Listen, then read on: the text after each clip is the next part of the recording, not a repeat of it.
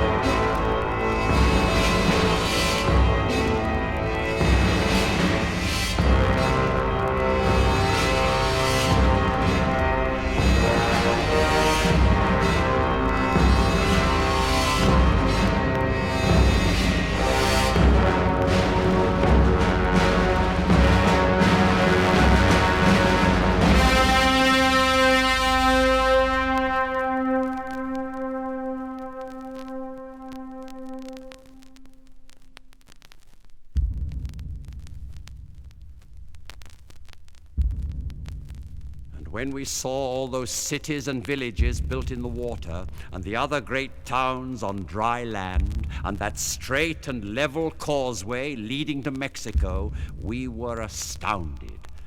These great towns and buildings rising from the water, all made of stone, seemed like an enchanted vision. It was all so wonderful. This first glimpse of things never heard of, seen, or dreamed of before. Montezuma straightened himself to his full height, and standing close before Cortez, addressed him thus: "O Lord, our Lord, I have been anxious, watching for you, waiting to see you appear from your hidden place among the clouds and mist. For the kings, my ancestors, said that you would appear, that you would return to sit upon your throne again. And now it has come true, you have returned. With toil, with weariness, you have reached us at last. Welcome to this land. Rest now, you are tired. Rest in your palace.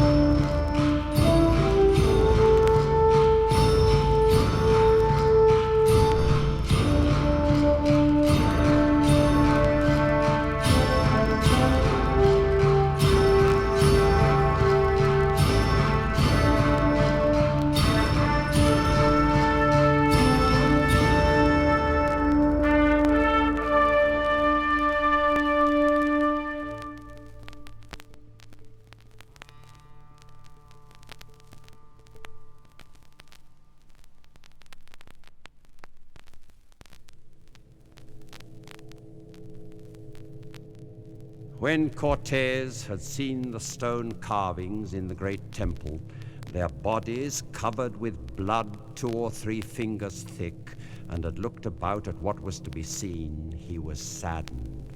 He sighed, saying, so that we all heard him, "O God, why do you permit such great honor paid the devil in this land? O Lord, it is good that we are here to serve you." He called the interpreters, because some of the priests of those idols had come at the sound of the bells. And he said, "Here where you have these idols, I wish to have the images of the Lord and the Blessed Mother. Also bring water to wash these walls, and we will take all this away." They laughed as though it were not possible to do such a thing. And they said, "Not only this city, but all the land holds these as gods. This is the house of Huitzilopochtli, whom we serve.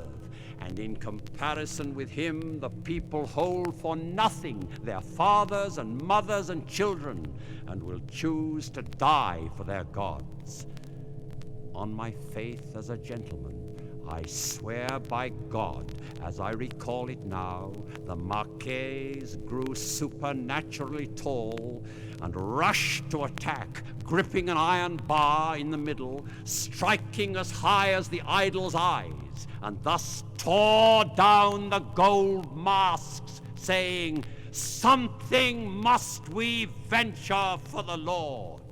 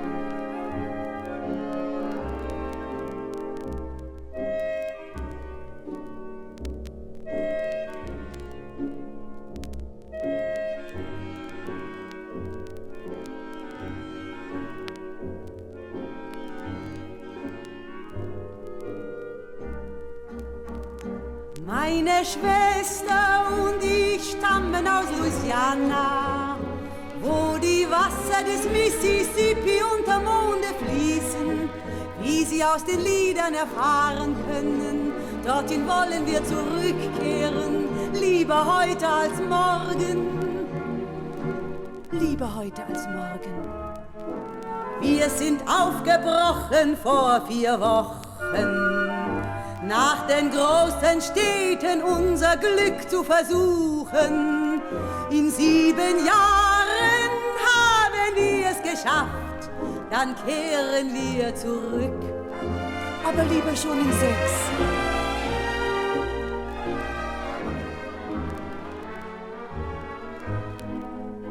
Denn auf uns warten unsere Eltern und 2 Brüder in Louisiana. Ihnen schicken wir das Geld, das wir verdienen. Und von dem Gelde soll gebaut werden ein kleines Haus am Mississippi in Louisiana. Nicht wahr, Anna? Ja, Anna.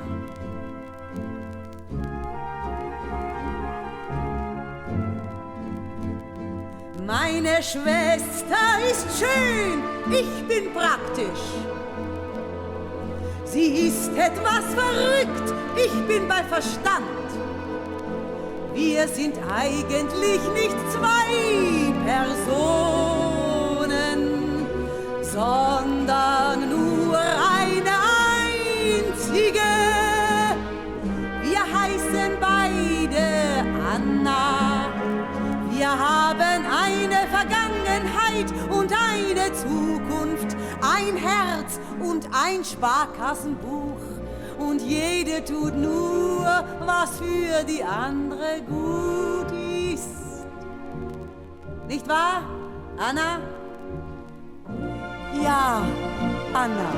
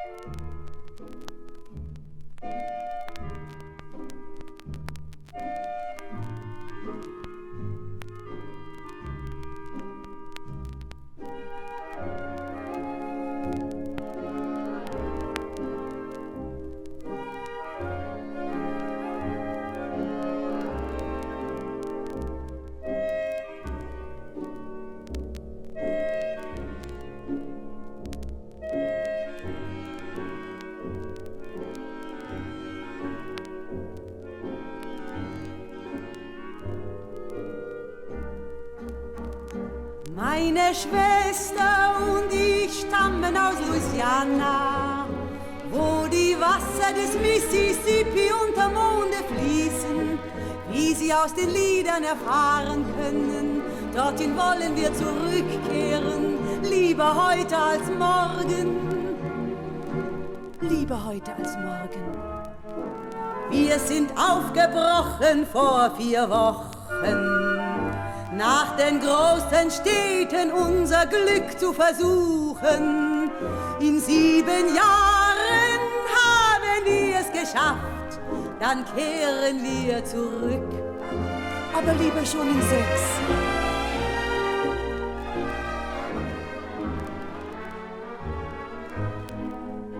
Denn auf uns warten unsere Eltern und 2 Brüder in Louisiana. Ihnen schicken wir das Geld, das wir verdienen.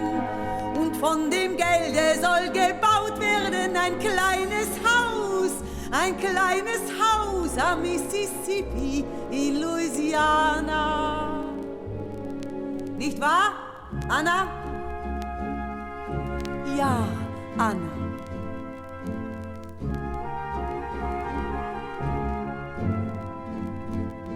Meine Schwester ist schön, ich bin praktisch. Sie ist etwas verrückt, ich bin bei Verstand.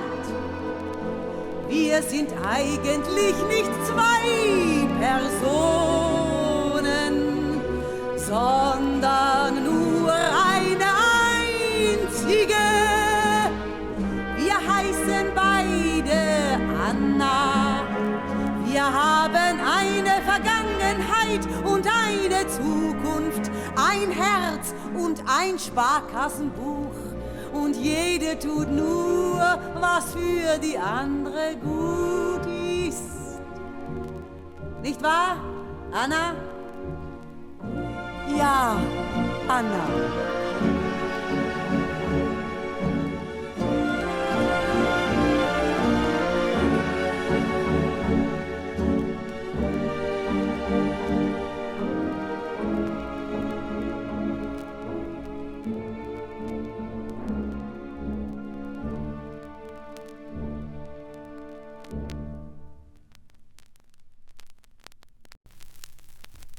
The practice of transcendental meditation, which is a simple, natural method to bring our conscious mind deep within the thinking process and tap the source of a thought.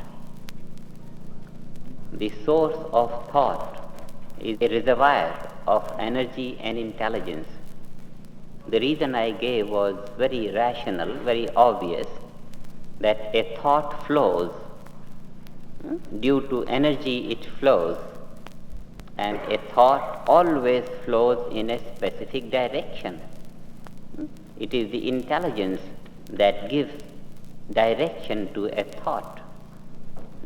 So every thought is built up of energy and intelligence, and because thoughts after thoughts are coming from within, so that area, which is the source of all thought, must necessarily be an inexhaustible reservoir of energy and intelligence. Therefore, in order to improve man's energy and intelligence, it is only necessary that his conscious mind reaches that area of the source of thought and thereby is filled with great energy and intelligence. This is how we can improve the ability and efficiency of any man in a very natural way, and thereby give him a chance to be more efficient in life, to be more productive, more creative in life, and yet do not accumulate stress and strain. It is vital that we do something so that the people of our age do not gather stress and strain. Otherwise, if a man feels more responsible in society, wants to produce more, the result is that he undertakes to do more and more, and with the result that he gathers stress and strain and eventually dies of heart failure. I don't know how far it is true. Some people have told me that there are companies in the States that the sales manager doesn't live more than 2-3 years. He gets lots of hundreds of thousands every month, but his life is just 2-3 years. Can't sustain that constant pressure. This shows that it is absolutely necessary for all those who aspire for greater improvement and greater accomplishment in life to not only engage in increasing activity, but at the same time improve the efficiency, increase your energy. Our enthusiasm to accomplish more brings us to entertain more and more activity, but our increasing activity will not be at the cost of our life. If we remain balanced if we increase energy and intelligence, in the proportion we increase our activity. Transcendental meditation not only improves the capacity of man on the mental level, on the psychological level, but also improves the ability of nervous system, because it is the state of nervous system which has a corresponding state of consciousness. The mind thinks as nervous system behaves. If the nervous system is functioning normally, then the thinking is very clear, aspirations are good, and all thoughts are powerful and right and productive. But if the nervous system is strained, then it is not functioning normally, it just can't. And when it doesn't function normally, then the aspirations are distorted, thoughts are very unclear, productivity is low, and in such a state, tensions naturally will be increasing all the time. Therefore, what we concluded was that transcendental meditation is one simple natural technique whereby the nervous system could be strengthened to function normal, and this normal functioning of nervous system will produce a normal state of consciousness. If the body is functioning normally, normal function means all the physical structure is pure, at the same time the structure is evenly functioning on both levels, on the material level and on the structural level. The ability of nervous system will be normal, and such a normal state of nervous system will produce normal state of consciousness. A normal state of consciousness will be full potentiality of the mind for every thought. Psychology shows we are using only a small portion of the mind. Full expansion of the mental capacity in order that the thought is as powerful as it can possibly be. This can happen only to a normally functioning nervous system. Transcendental meditation is that technique. All that I have been speaking and I will speak is the result of personal experience of thousands of people in all countries, and people belonging to all classes and all nationalities, all ways of living, all faiths, all religions. This is something which is within the range of the personality of man, outer personality, inner personality, mind, and consciousness. So today we will be dealing with the states of consciousness, and then we will see how much we are living in our daily life, how much we are living, and how much great possibility is there for us to live as human beings. Commonly we live waking state of consciousness, dreaming state of consciousness, sleep states of consciousness. These are three relative states of consciousness. Those who meditate, they retire from the outside, they take our awareness from the outside and gradually go deep into the thinking process and eventually go beyond the thought, transcend thought, and then the thinking mind, the conscious mind becomes consciousness. When it goes beyond thought, then it transcends thought and becomes consciousness. This consciousness is pure consciousness. The nature of this pure consciousness is bliss. It is non-changing sphere of life, because we have transcended all the variable section of relative life and gone to the absolute. This is called being. inner being, absolute bliss consciousness. This absolute bliss consciousness is eternal. Eternal it is because it is non-changing. Everything in the relative field is changing, changing, changing. When I talk of the relative field, I mean all the gross and subtle aspects of creation. Finest level of creation and then the grosser and the grossest level of creation. The entire cosmos. And deep within everything in creation is that field of being which is transcendental being, transcendent absolute. Transcendental meditation is that process which has made the realization of the absolute a scientific phenomena.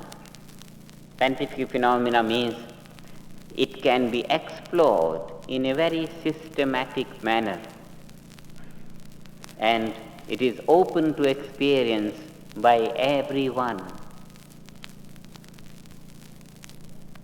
It only needs taking our attention from the gross field of activity in the relative life to the subtle fields of activity in the relative life, eventually to the subtlest field of activity in the relative life, and transcending the subtlest of the relative, we get to the transcendental absolute.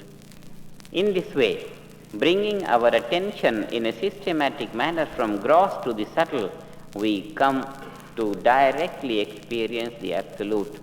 And this systematic procedure of taking our attention from the outside to the inside has provided a systematic, scientific process of exploration into the nature of the absolute. And the nature has been found to be pure consciousness or bliss consciousness. Absolute, the word absolute so far was shrouded in the garb of mysticism. Even these days I hear some word transcendentalism. There is it is the transcendental field of life that is free from isms.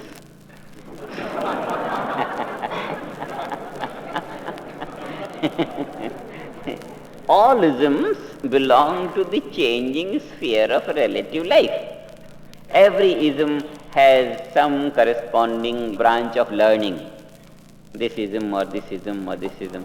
Transcendentalism is a word from the mouth of the ignorant. There is nothing like transcendentalism. Transcendental field of absolute is free from isms. It is pure intelligence, pure being, pure existence. This pure consciousness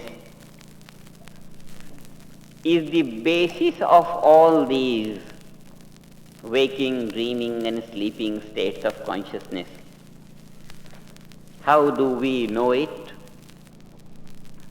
We know it for the simple reason that pure existence is the basis of all that exists. It's very obvious. All that exists on the basis of existence. The entire relative field of phenomenal existence is based on pure existence. Waking, dreaming and sleeping, these are the three relative states of consciousness. Belonging to the relative field, they are based on the absolute being. Therefore, these three states of consciousness are based on pure consciousness of absolute being. We have seen that the state of nervous system is responsible for the state of consciousness. Somehow the nervous system gets so tired and becomes so fatigued and stressed that instead of reflecting waking state of consciousness, it starts reflecting deep sleep state of consciousness. Nothing, no awareness, deep sleep. Or in between waking and sleeping, some dreaming state of consciousness. It is the resetting of the physical structure of nervous system that produces different states of consciousness. When through meditation, pure consciousness begins to be reflected by nervous system, then nervous system has a state which we call restful alertness. The entire metabolic rate becomes nil. The physical nervous system gets completely rested, and yet it is alert. Inside one is awake. Mind is not functioning, it's not active, but the awareness is clear. This clarity of awareness is pure consciousness or pure awareness.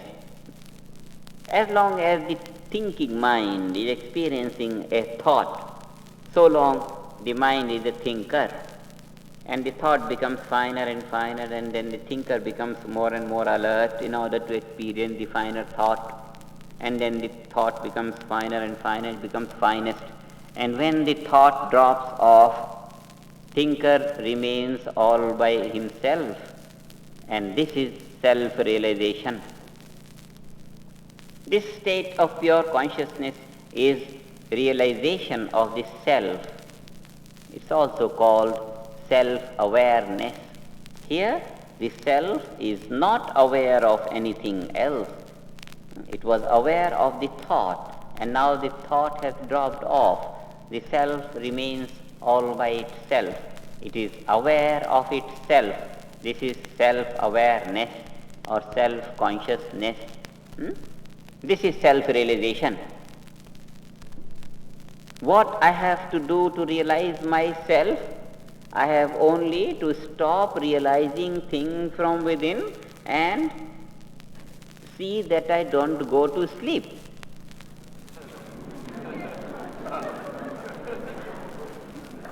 Otherwise, the daily experience is that when I am close to outer experience, then I go to sleep. This is the daily experience. If I go out of all this experience and don't fall into the inertia of sleep, then I'll be awake in myself. And when I am awake in myself, this is self-realization or self-consciousness or the state of being. This is how to be. When we are active, we are active, we are active, we are active. How to be? Stop being active, but don't become passive. This is how to be. The technique to be is stop acting, but don't go to sleep. Just be. Pure awareness. And this is self-realization. For thousands of years, maybe hundreds,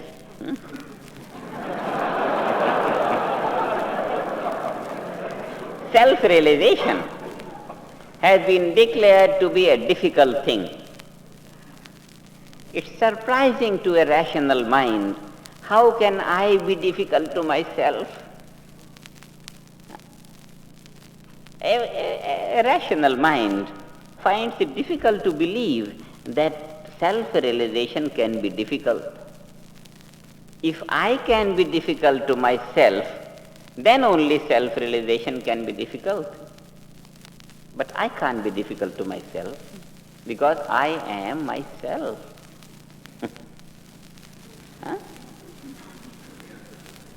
The whole story of self-realization has been built up without foundation. Self-realization is the simplest thing that one could accomplish in life. I am not responsible for the fury of those writers who have been writing that it is difficult, and if I say it is easy, they must be furious on me. But I don't mind. Self-realization. Now, think for a moment. I see a flower. And I am this here, the object of sight is here. These are the 2 points of reference. But this point of reference is only with reference to this point of reference. The experiencer has to be established first before the object of experience could be established. I have to know myself first before I can know a flower.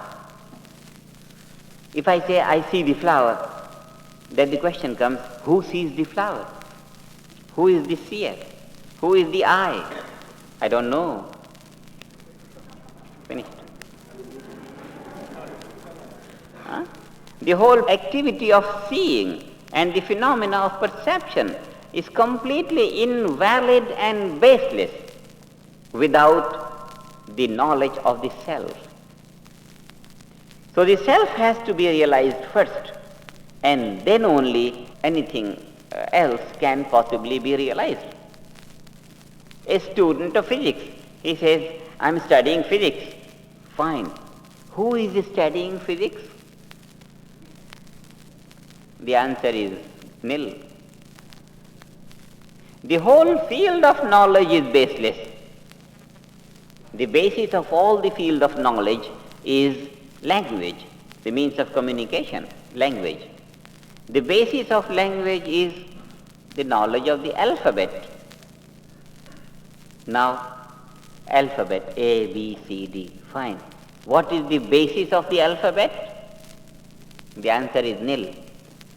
This shows it clearly that the present system of education, not indicating the source of alphabet and not providing the knowledge of the source of alphabet, is completely baseless, because we pick up the alphabet when it comes on the vocal level.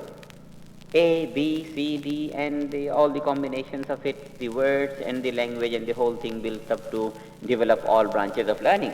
But the alphabet is picked up only on the vocal level.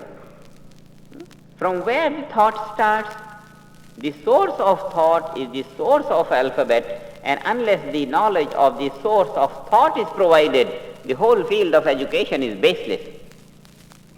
And this is the reason why baseless education fails to provide fulfillment to life. No educated man today can stand up and say, I feel fulfilled. This is one angle of baseless education. Another drawback in the education is, now this is true of education in all parts of the world. It's not for one country or one country or one country. True for all over the world, the same ignorance, basic ignorance about the fundamental of education is prevailing, and that is why in no part of the world any educated man can say with confidence, I feel fulfillment in life because I am an educated man from that university. No man knows how to bring fulfillment to his desires, not even desires of any type, but even in the field of learning. The situation is that more he knows, that a greater field of the unknown lies ahead. This shows only the ignorance of the subject increases more than the knowledge. It's terrible to say like that, but that is the situation. Present education has only the ability of increasing the thirst for knowledge, but has not the ability to satisfy the thirst.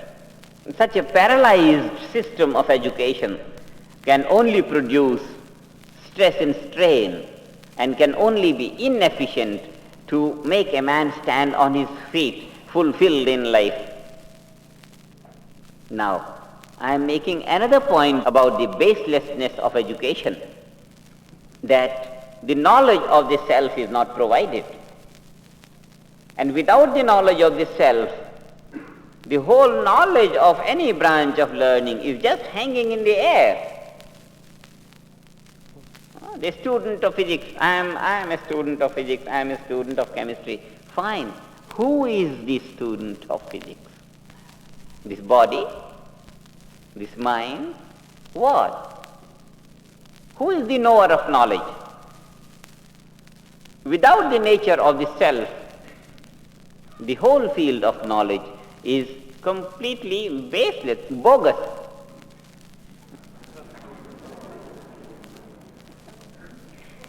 It has no meaning. I see the flower. Is there any truth in this sentence, I see the flower? Who is the I? If I am in ignorance, then the whole process of seeing and the flower, the whole thing is based on ignorance. It is on the intellectual level that we decide the principles, not on what we see. Many a times the perception is deceptive, but what we decide intellectually, we hold that to be true. And if we decide intellectually that I am not found, then we decide intellectually that the whole process of seeing is just useless. It has no basis. It has no truth in it. We see the sun rising from the east and going to west every day. The sun is traveling and traveling and traveling. But we know it is not traveling. We base our principle on what we understand intellectually, not on what we see. We don't base our knowledge about the sun on what we see. It is rising in the east and traveling to the west. The sun never goes from east to west. When we know that without the knowledge of the self, the entire field of perception and action is just baseless. This is what makes the whole field of relative life completely hanging in the air. And a life hanging in the air without a basis must necessarily be in a state of non-fulfillment, must necessarily be in a state of suffering, chaos, confusion, no settlement anywhere. Therefore, the knowledge of the self, self-consciousness, is the basis of all that we live in the relative fields of life. All these states of consciousness, waking, dreaming, sleeping, are based on that self-consciousness. When we gain self-consciousness, then these three relative states of consciousness, waking, dreaming, sleeping, get a foundation to themselves. Otherwise, the whole field of life is without a foundation, like a wall without the foundation, ready to collapse at any time, always at the mercy of the wind. So this relative field of life, waking, dreaming, states of consciousness, if not supported and supplemented by the knowledge of the pure consciousness, the whole structure of life is baseless. And therefore, it is wise for everyone to know oneself first. And now through this transcendental meditation, it has become easy for everyone to know the self. Know thyself. From ages in the past, this has been heard, know thyself and know thyself and know thyself. But in the practical field of life today, know thyself has only remained some fanciful, ideological, abstract thinking. Because the modern man doesn't think in terms of himself. And when he does not think in terms of himself, he doesn't find his feet on the ground. Always in the air, always in the air. Too much of air. I am experiencing that ever since I am here. Always I am in the air. I mean, so much of radio and television. But it is necessary to have our feet on the ground. Have our feet on the ground means we must be established in ourselves, and having been established in ourselves, everything is fine. Because everything else is in terms of ourselves. Otherwise, we become in terms of everything else. And when I am in terms of everything else, then I am just like a leaf going around in the wind, any direction, here and there and there and there. One has to establish oneself, and if one has to establish oneself, better find that being, find that self, and then by the time we find oneself, what we find is our existence is enormous, unbounded, eternal, bliss, infinite happiness, infinite energy, infinite intelligence.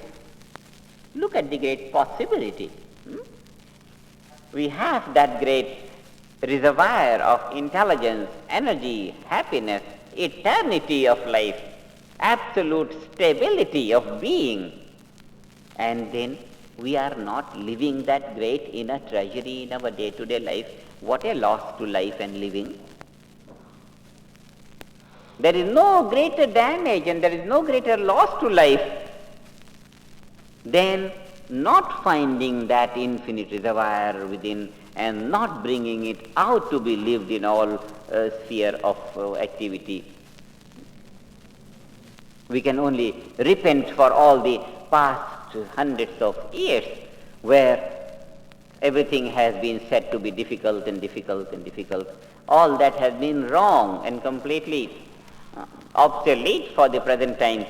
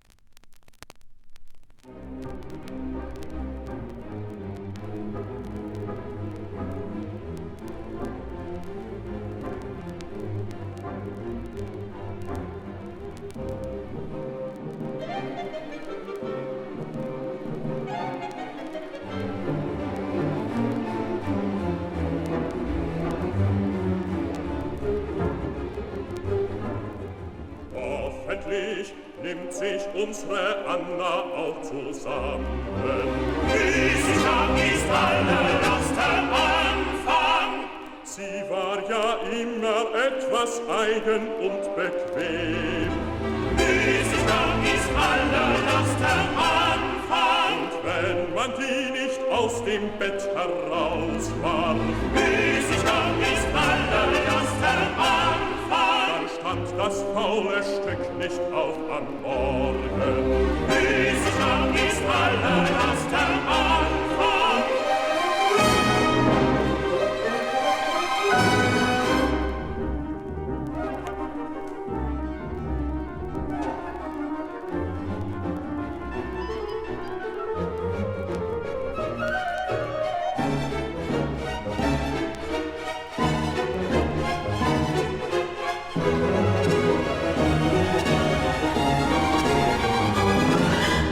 Andererseits ist ja unsere Anna ein sehr aufmerksames Kind.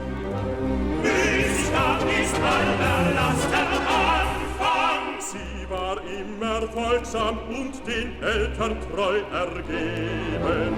Mühsam ist aller Last am Anfang. Und so wird sie es, wir möchten hoffen. Mühsam ist aller Last am Anfang. Nicht am nöt'gen Fleiße fehlen lassen in der Fremde. Müßiggang ist aller Last am Anfang.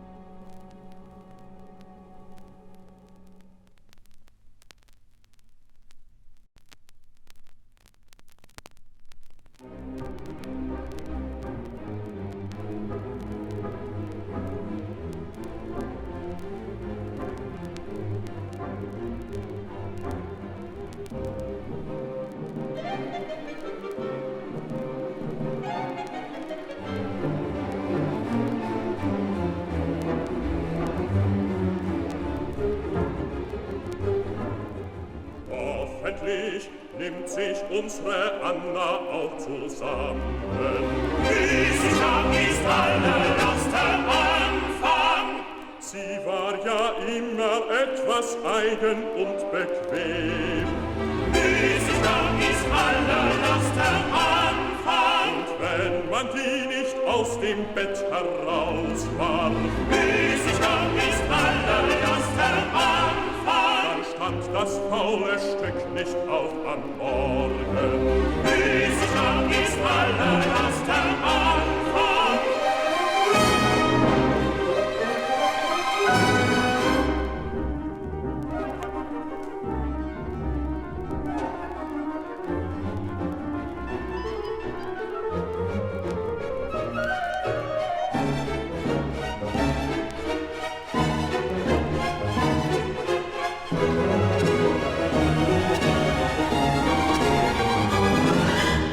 Andererseits ist ja unsere Anna ein sehr aufmerksames Kind.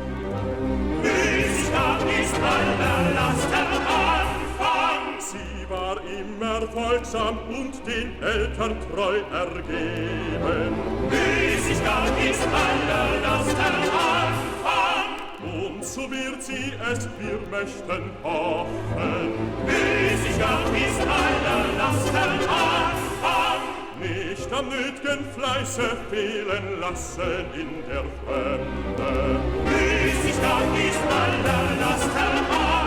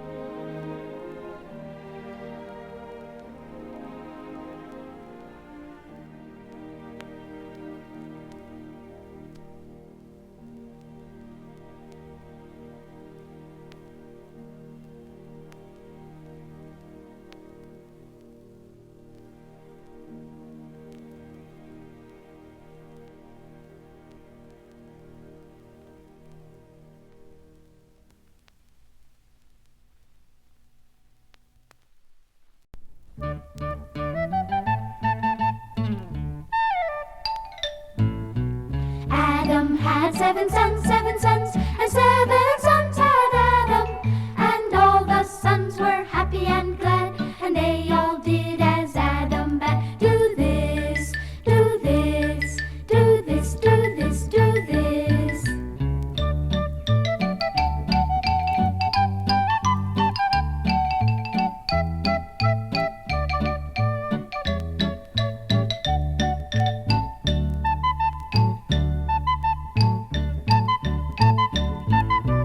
Adam had seven sons, and seven sons had Adam.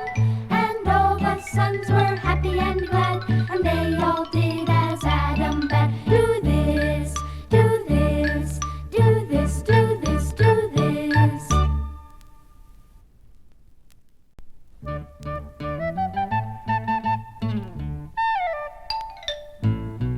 Adam had seven sons, and seven sons had Adam.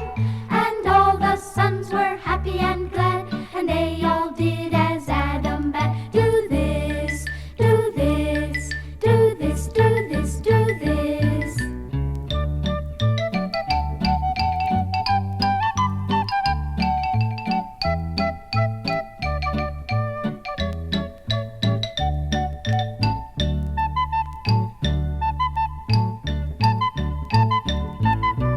Adam had seven sons, and seven sons had Adam.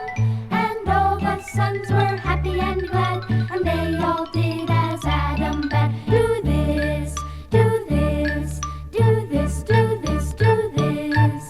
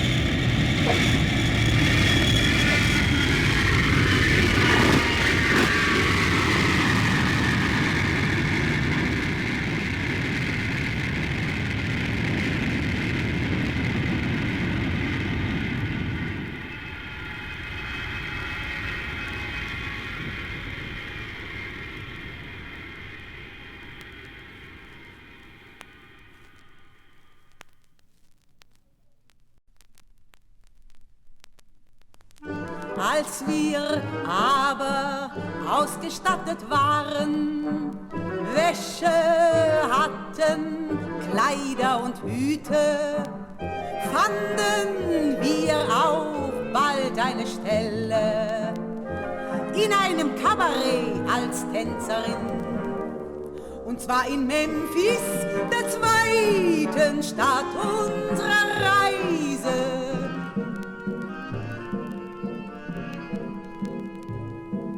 Ach, es war nicht leicht für Anna, Kleider und Hüte machen ein Mädchen hoffärtig. Wenn die Tiger trinkend sich im Wasser erblicken, werden sie oft gefährlich.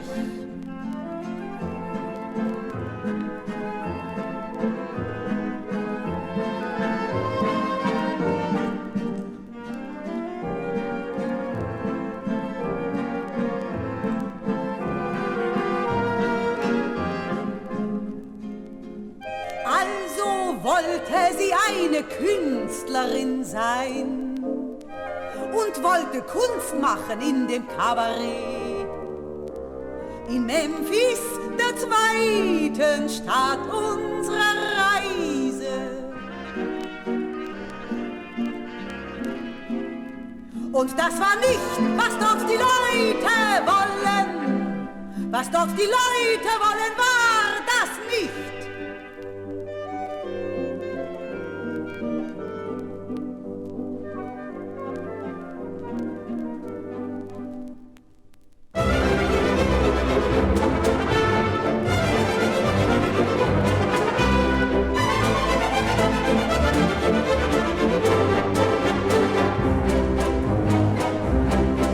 Wenn diese Leute zahlen und wollen, dass man etwas herzeigt für ihr Geld, und wenn der eine ihre Blöße versteckt wie den faulen Fisch, kann sie auf keinen Beifall rechnen.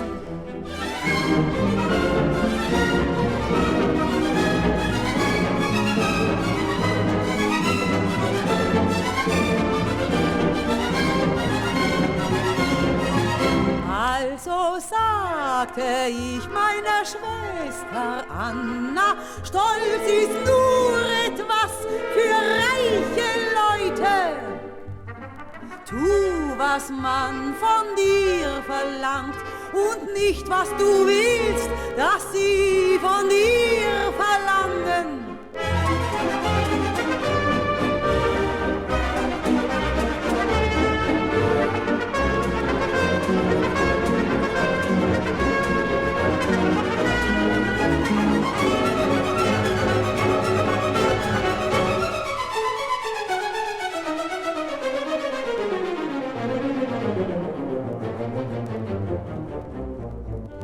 Manchen Abend hatt ich meine Mühe, ihr den Hochmut abzugewöhnen. Manchmal brachte ich sie zu Bette, tröstete sie und sagte ihr, denk an das kleine Haus in Louisiana.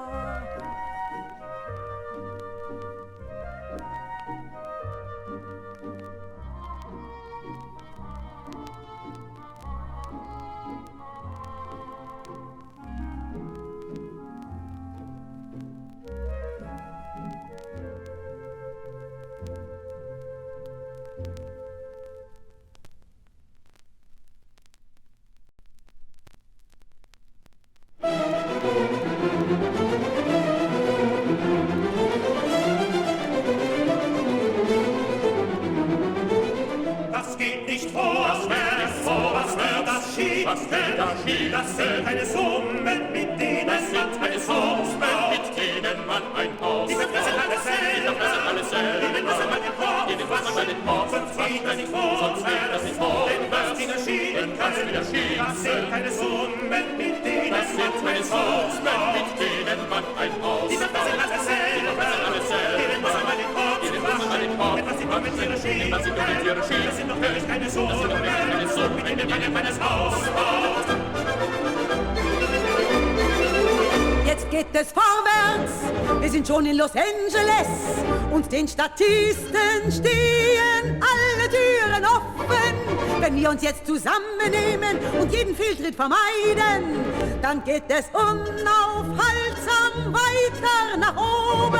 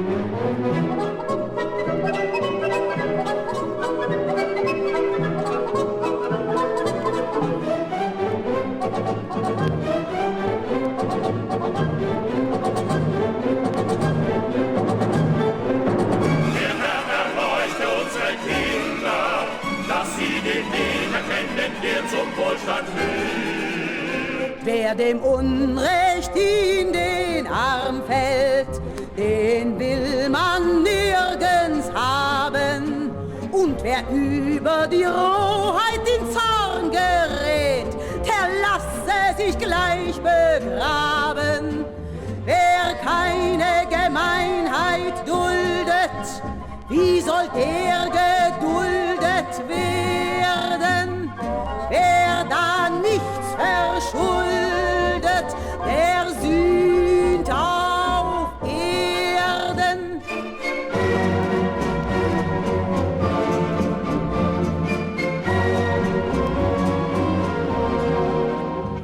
Und so hab ich meiner Schwester den Zorn abgewöhnt in Los Angeles, der dritten Stadt der Reise. Und die offene Missbilligung des Unrechts, die so sehr geahndet wird. Immer sagte ich ihr, halte dich zurück, Anna, denn du weißt, wohin die Unbeherrschtheit führt. Und sie gab mir recht und sagte, ich weiß es, Anna.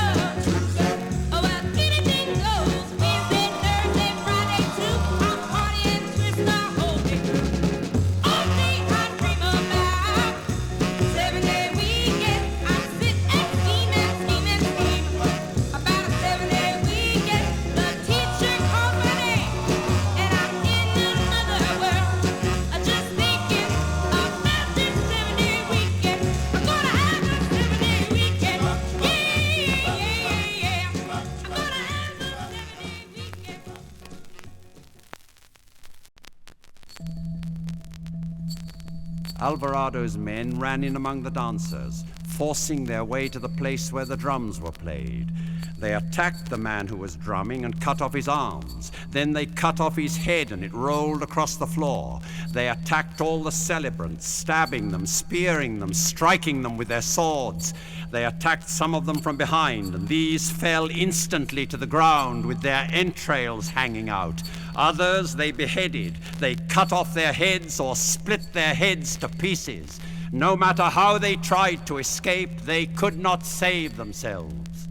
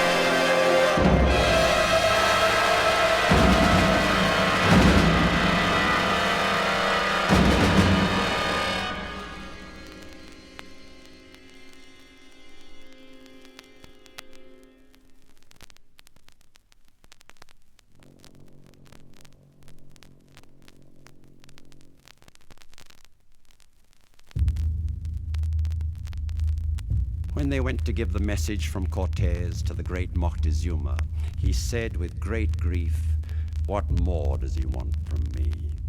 I neither wish to live nor to listen to him. To such a pass has my faith brought me because of him, his false promises and lies. I cannot stop them fighting with you, for they have elected another sovereign and are resolved that you shall not leave the city alive."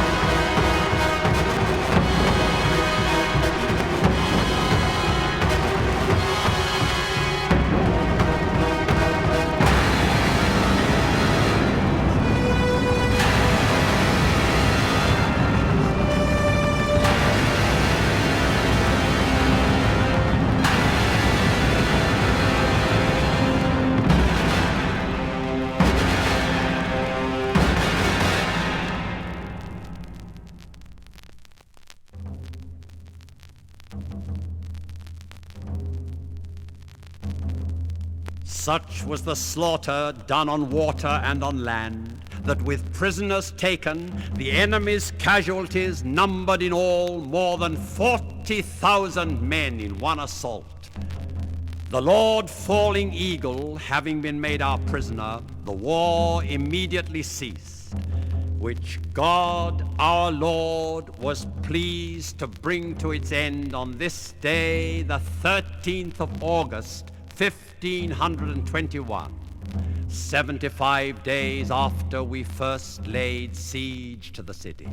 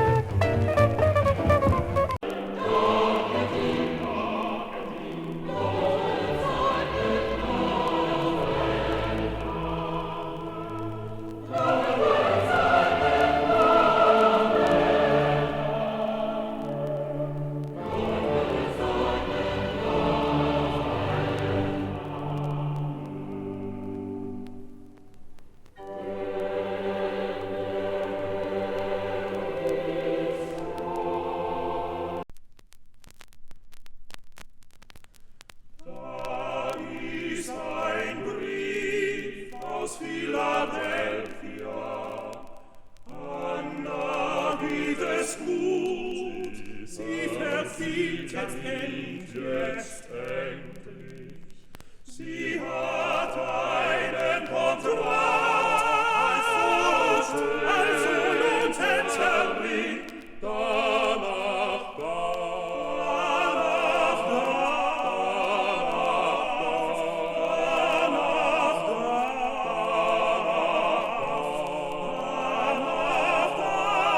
sie nicht mehr essen, was sie will und wann sie will.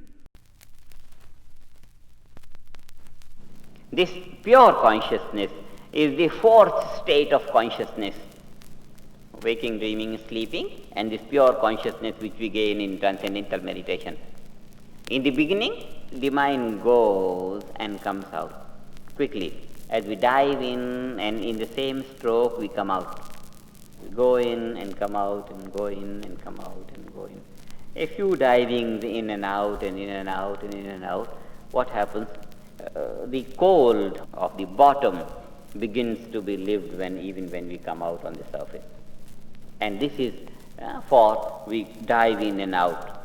The bliss of the pure consciousness which the mind gains when the mind reaches the source of thought or reaches the being, that comes out adhered to the nature of the mind as the mind goes and comes out and goes and comes out. Like the white cloth dipped in yellow color, and once it is dipped, it comes out. Every dipping brings the color little more and little more and little more and little more. What we do, if we know the art of coloring, then having dipped the cloth, we put it to the sun, allow it to fade away as much as it can fade away, and then put it back and put to the sun. That means we subject it to two contradictory processes, one of absorbing the color and the other of fading it out. Dip it and it absorbs the color. Put it to the sun and the color fades away. These two contrary processes together go to make the color fast. And one time, it never fades away, it becomes fast. Like that, the mind goes deep within. It becomes pure consciousness. Just as the wave, it begins to sink on the water, sink on the water, and sink on the water, and comes on the flat, motionless surface of the ocean.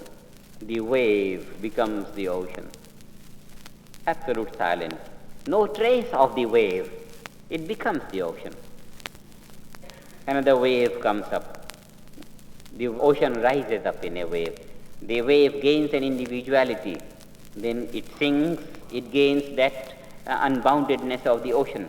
Like that, the individual mind getting to the transcendent state of pure consciousness or being, it becomes being, unbounded, eternal. It becomes pure consciousness, it becomes bliss consciousness, it becomes that nature of that field, bliss consciousness, stability, non-changing feature of being.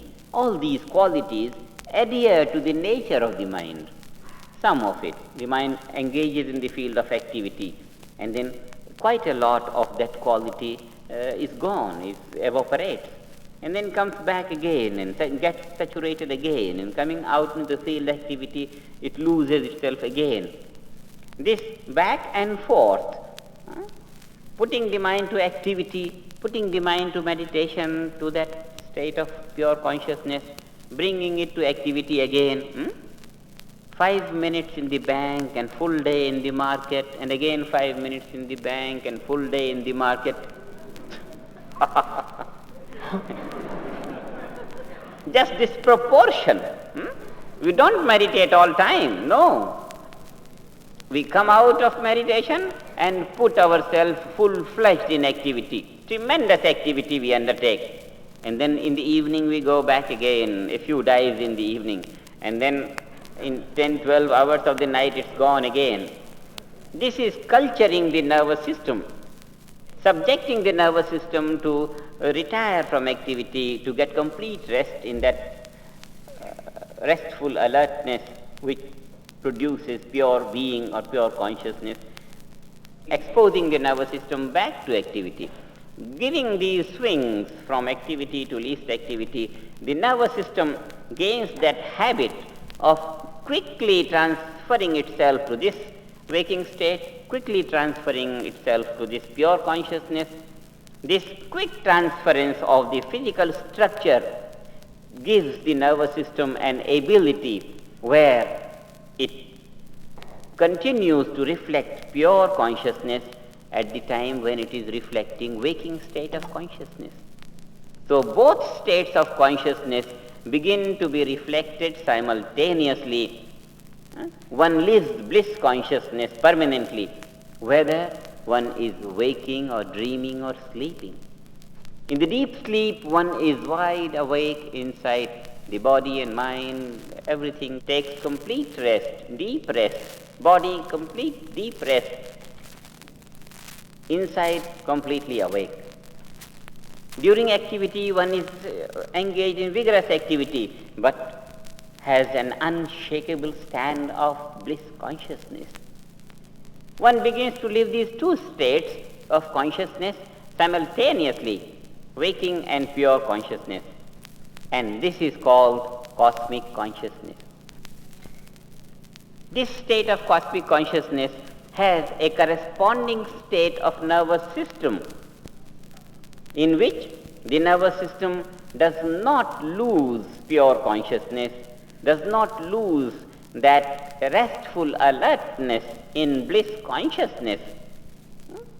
Nervous system never loses that state of restful alertness which reflects bliss consciousness, even though it is engaged in the field of activity in the waking state, even though it is engaged in the activity of the illusory experiences during dreaming state, even though it is engaged in the passivity of the deep sleep.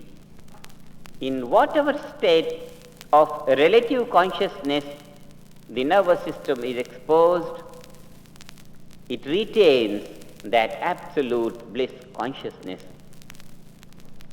This state of life where the nervous system is permanently established in restful alertness, reflecting bliss consciousness, no matter whether one engages in waking, dreaming or sleeping states of relative consciousness.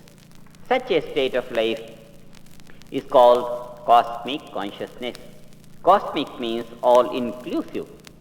All-inclusive in this connection is relative states of consciousness and absolute state of consciousness. All the three relative and one absolute taken together. This is cosmic consciousness. Now, permanent state of cosmic consciousness is only possible when the nervous system is cultured to reflect both absolute and relative. Therefore, we must bear in mind that cosmic consciousness cannot be gained by psychological thinking. One may begin to think that I am experiencing this and experiencing this. It will be mental hallucination. It's not by thinking about cosmic consciousness that the nervous system can be cultured. No, not thinking, not mood making, not apprehension about cosmic consciousness, not imagination about cosmic consciousness, but subjecting the nervous system to gain pure consciousness and subjecting it back to gain waking state of consciousness. This way, the real culture of the physical structure of the personality is responsible to bring about cosmic consciousness. It's a state which is as realistic to life as waking state of consciousness. So now we have these 5 states of consciousness: waking, dreaming, sleeping, pure consciousness and cosmic consciousness. Now, cosmic consciousness is nothing other than the absolute consciousness which we call fourth plus waking state of consciousness. Two together is cosmic consciousness. The advantage of such a life is that one lives permanently bliss consciousness. One is stabilized in the attunement of infinite energy and intelligence. This gives a status to one's life.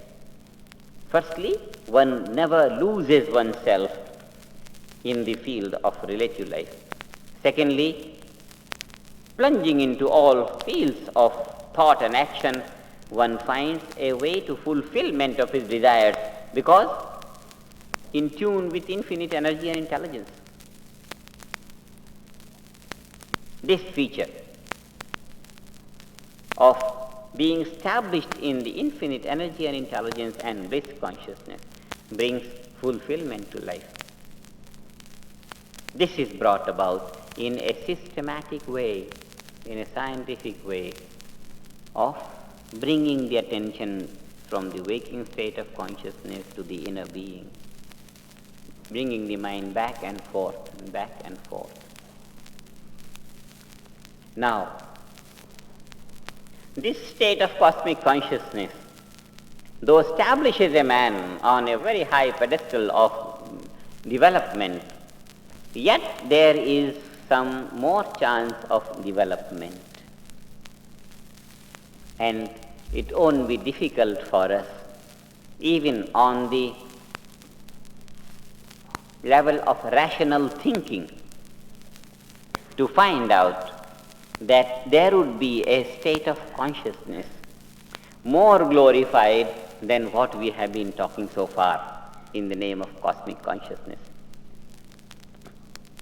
Now, so far we have seen the realization of cosmic consciousness is not a matter of faith or belief.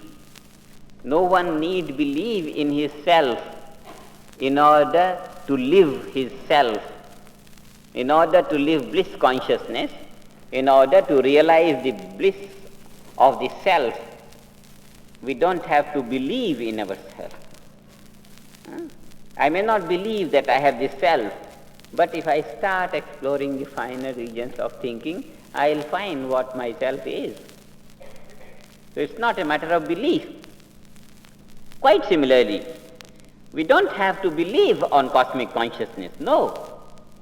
It is a state of consciousness which develops all by itself if we keep on exposing ourselves outside and inside and outside and inside and outside. It's not a matter of belief at all. That is why I was emphasizing that for ages, this whole field of integration of personality has been shrouded in the garb of mysticism, where nothing could be explained properly and systematically. It is this transcendental meditation, the teaching of my master, that has brought out the reality of life from the shrouded field of mysticism to the clear daylight of modern science. We are talking of the field of consciousness, but we are talking in terms of our daily experience.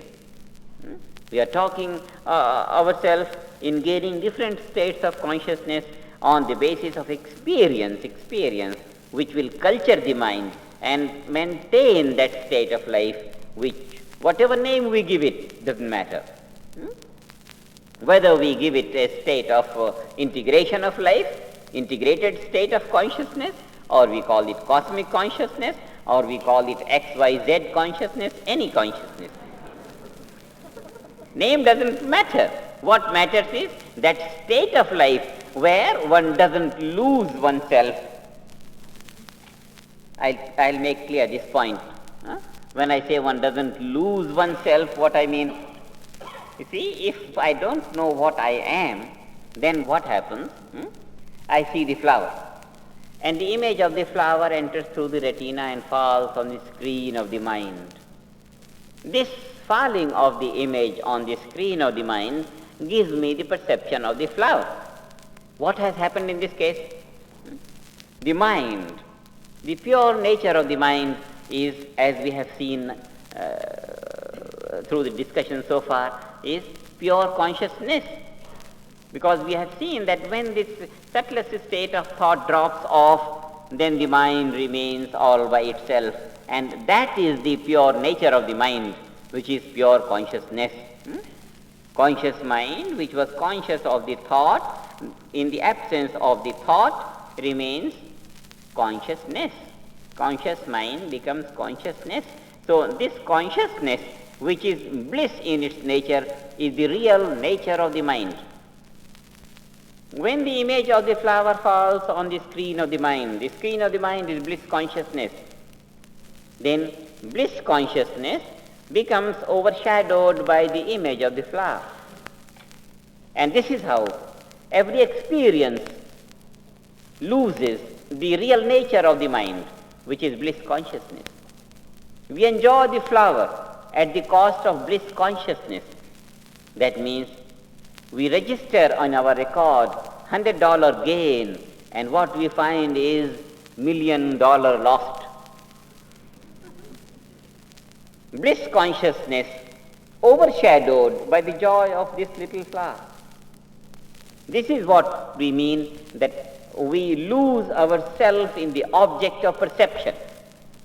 Whatever we see, that scene imprints in our mind, and what we lose is real nature of the mind, bliss consciousness of the mind. Just like the cinema screen, white. The screen is white, but all the pictures that fall on it overshadow that white color. What we see is the colored pictures. What we don't see is the real nature of the screen. Like that, if I am not able to retain myself when I am experiencing something, then that something gets imprinted on my own real nature, which is bliss consciousness. And the result is that I lose bliss consciousness and then gain the joy of this experience. This is what I meant when I said we lose ourselves in the experience. This, in the philosophical language, is called identification. When you see a flower, when you see something, you get yourself so identified that you lose yourself. Lots of philosophers in the past, many hundreds of centuries, almost all philosophers who have dealt with this term identification, they have recommended their readers to maintain this self and not lose this self when they are experiencing here and there and there. Lots of groups in different parts of the world, they have said that if you are looking at a mic, just feel that you are looking at the mic, maintain your awareness. Now this maintenance of awareness is on the level of thinking. You are looking at the mic and yet you are thinking about yourself so that you don't get lost in this. It's such a peculiar suggestion, and lots of people have lost their practicalities of life in this. Only the matter remains and the value of the inner spirit gets lost. That pure consciousness is called the spirit or being. Now, when I say spirit, I don't mean these spirits which become mediums and all that.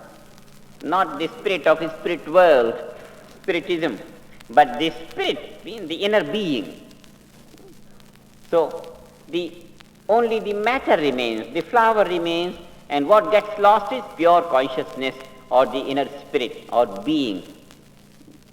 So, when the matter only dominates, and the value of the spirit is overshadowed by the value of the matter, then it is called material life. A man lives material life when he is not able to secure, he is not able to hold on to his inner spirituality of being, when he has to sacrifice being for the sake of material experience. This is a material life. Spiritual life will be that one is wide awake in his own nature, in the nature of the self or in the nature of inner spirituality, in the nature of inner being. One is wide awake and one is closed to all the impressions of the outside material life. That is transcendental pure consciousness. This is pure spiritual life. This is pure spirituality. Pure spirituality is transcendental being, pure consciousness. Pure material life is the mind subjected to outside experience, where the self is not able to maintain its pure being. Inner spirituality, outer material life. In between the two is spiritual life, integrated life, is that state where we enjoy the outside world and experience everything of relative life, and yet we are able to hold on to our bliss consciousness. This is integration of life. We are experiencing, yet not lost in the experience. And this is the state that is created by the regular practice of transcendental meditation, which exposes our nervous system alternately to pure consciousness and waking state of consciousness, pure consciousness, waking state of consciousness. That means we do not eradicate the value of outer life. What we do is we allow the inner spirituality to zoom forth. We drag the inner spirituality to come out. And this is the technique of living spiritual life in the midst of all material life. And this is what International Meditation Society offers: 200% value of life, 100% outer material and 100% inner spiritual. And that by looking in and looking out and looking in and looking out and looking in. One day we begin to look out. Sometime we are out in the garden, sometime inside, sometime outside, sometime in. And when we get bored of getting in and out and in and out, we remove the wall and make it glass.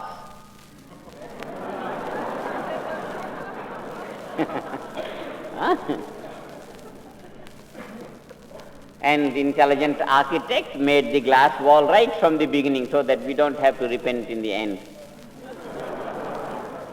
We live in the inner warmth of the living room and enjoy the outside garden, both together at the same time. This is the skill of modern housing. We must live in the warmth of the living room and must enjoy the glory of the garden outside. This is modern living. First step to God realization is self-realization.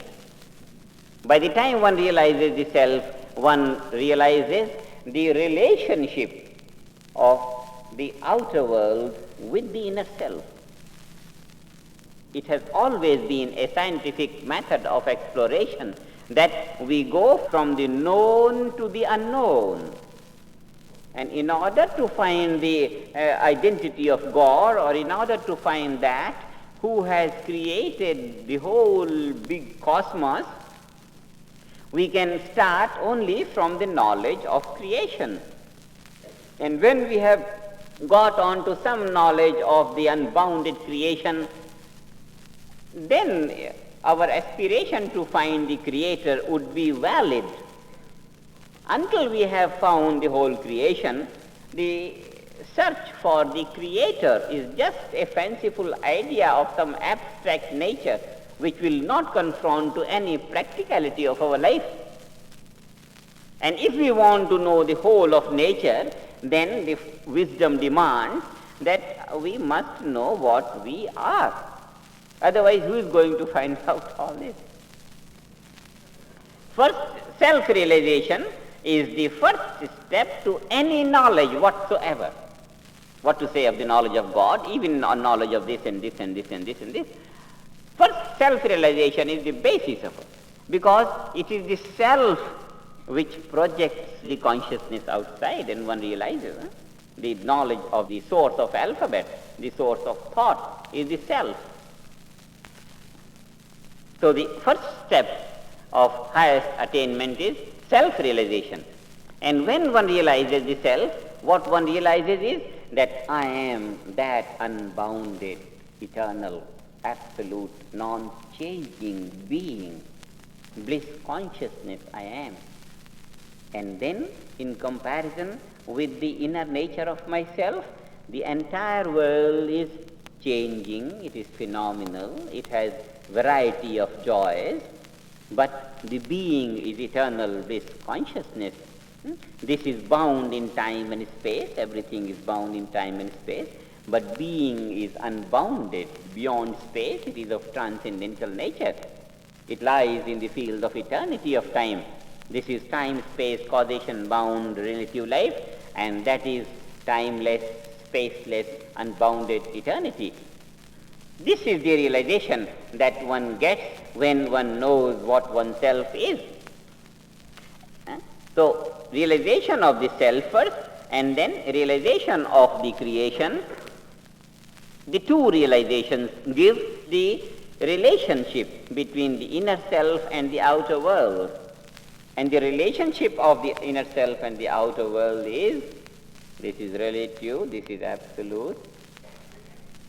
When one has established the self, knows the outer world, and established the relationship with the creation, with the unbounded creation, then one rises to find the Creator.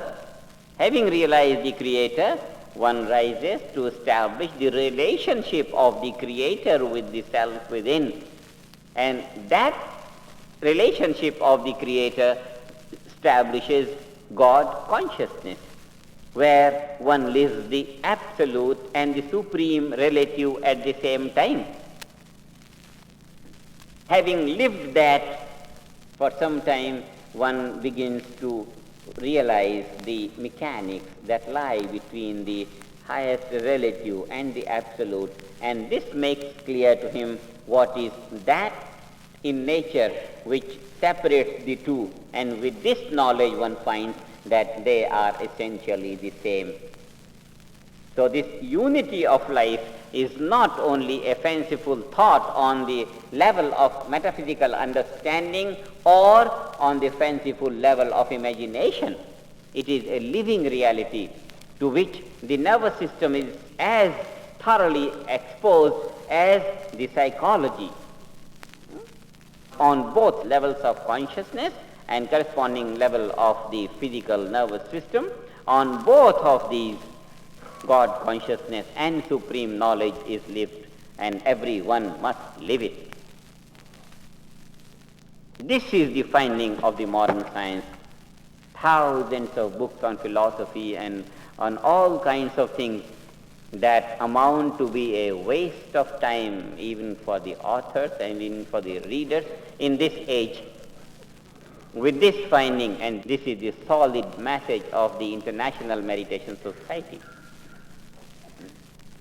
For about 4 years in the beginning of my movement, I was only devoted to establishing the value of the absolute into the relative life, value of the absolute into the relative.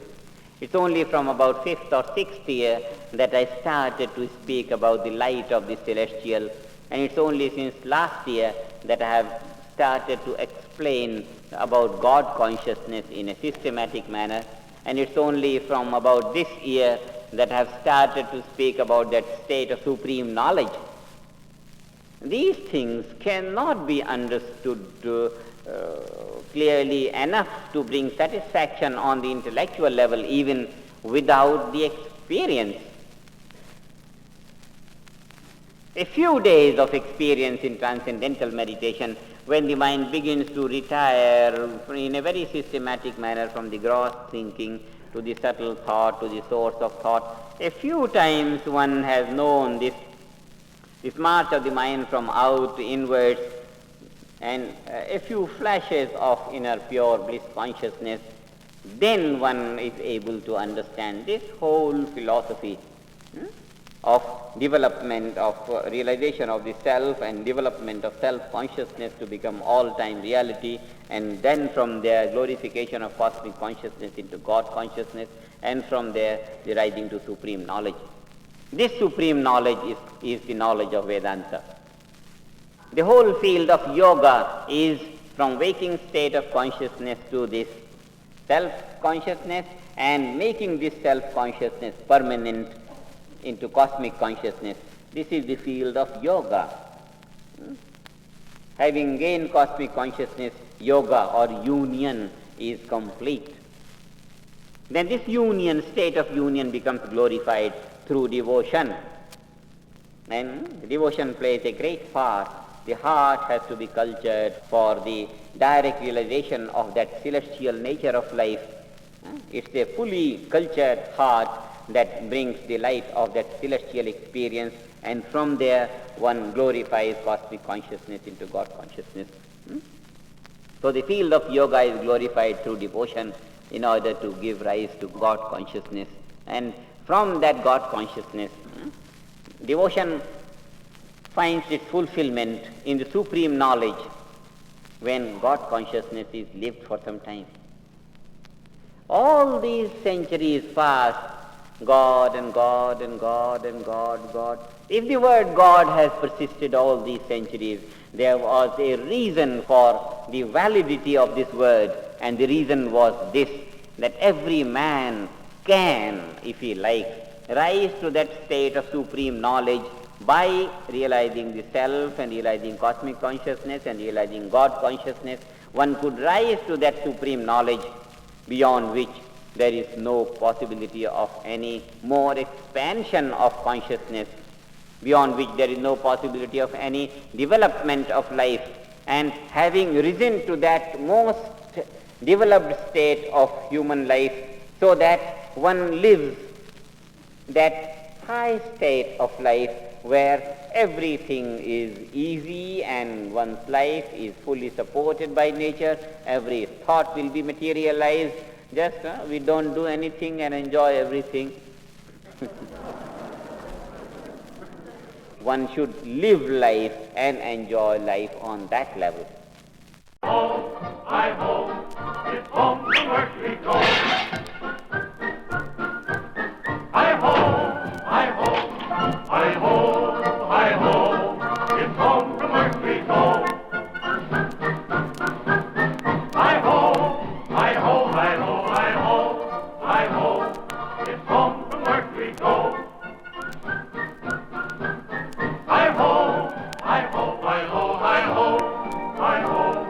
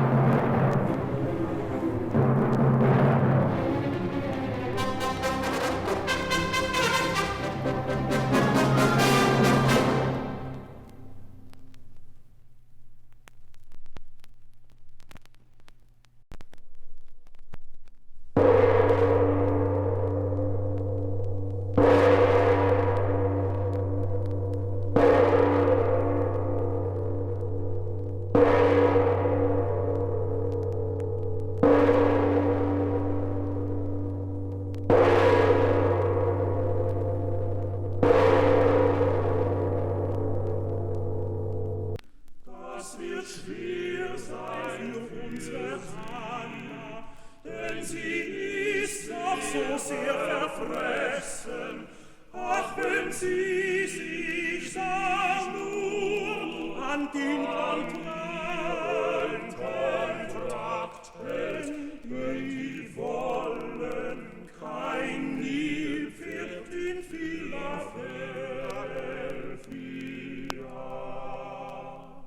Sie wird jeden Tag gewogen. Wehe, wenn sie ein Gramm zu stehen auf dem Stein. Die stehen auf dem Stein. Die stehen auf dem Stein. Und 50 haben wir gesprochen. Wehe, wenn sie ein Gramm zu stehen. Wehe, wenn sie ein Gramm zu stehen. Wehe, wenn sie dadurch ein Gramm zu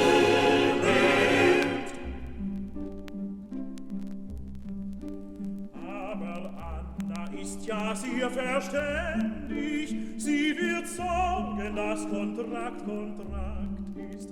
Sie wird sagen, essen kannst du schließlich in Louisiana, in Louisiana.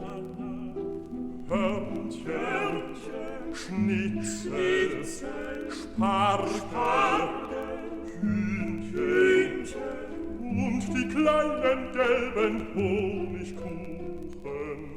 Denk an unser Haus in Louisiana. Sieh, es wächst so Stock und Stock, wächst es.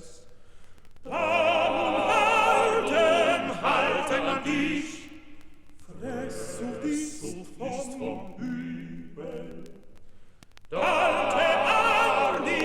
Halte an dich, denn die Fressung ist vom Übel.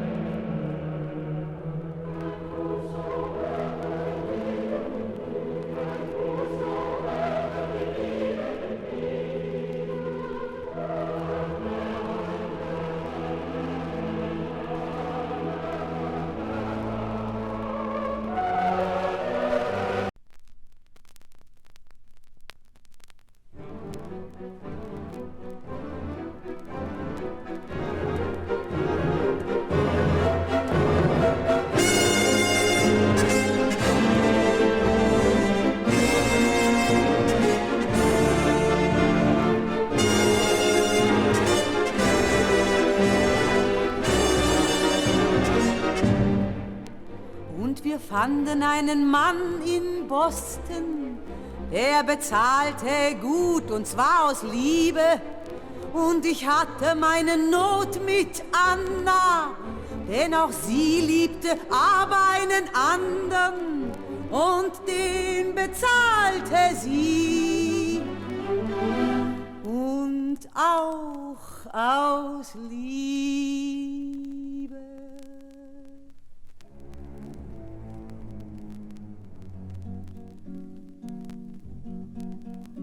Ach, ich sagte ihr oft, ohne Treue bist du höchstens die Hälfte wert. Man bezahlt doch nicht immer aufs Neue, sondern nur für das, was man verehrt. Das kann höchstens eine machen, die auf niemand angewiesen ist. Eine andere hat nichts zu lachen, wenn sie einmal ihre Situation vergisst. Ihr sagte ich, setz dich nicht zwischen zwei Stühle. Und dann besuchte ich ihn und sagte ihm, solche Gefühle sind für meine Schwester Anna der Ruin.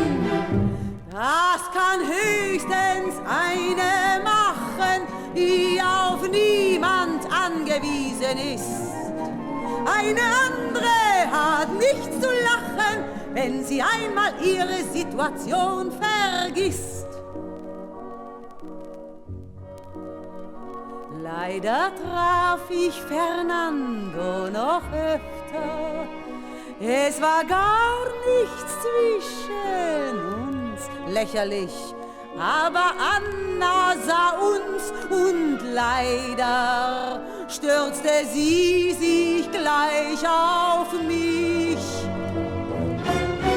Ihr Herr erleuchte unsere Kinder, dass sie den Weg erkennen, der zum Wohlstand führt, dass sie nicht sündigen gegen die Gesetze, die da reich und glücklich machen. Und sie zeigt ihren kleinen weißen Hintern, mehr wert als eine kleine Fabrik. Zeigt ihn gratis den Gaffern und Straßenkindern der Welt profanem Blick. Das gibt immer solche Sachen, wenn man sich ein einziges Mal vergisst. Das kann höchstens mal eine machen, die auf keinen Menschen angewiesen ist. Wer über sich selber den Sieg erringt auch den Lohn. Ach, war das schwierig, alles einzurenken. Abschied zu nehmen von Fernando und sich bei Edward zu entschuldigen. Und die langen Nächte, wo ich meine Schwester weinen hörte und sagen: